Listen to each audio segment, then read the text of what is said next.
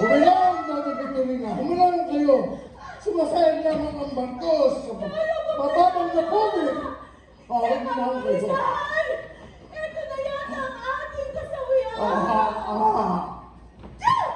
Nito! Kung bakit naman kasi gumagawa ang mga hangal na tinutin na yan dito! Sapagkat sa dahil ito, ginang, medyo mababaw. Sa kabilang lado naman, may mga sabaw at palayan. Hindo! Putres na!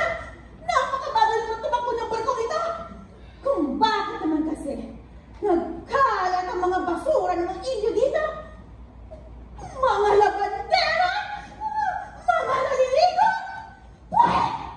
Kung wala sana ang Indio dito sa Pilipinas, ay hindi tayo magkakaganito! Hinahon mo na Victorina! Pasasaan ba't makararating din tayo sa ating patutunguhan nila kapitan?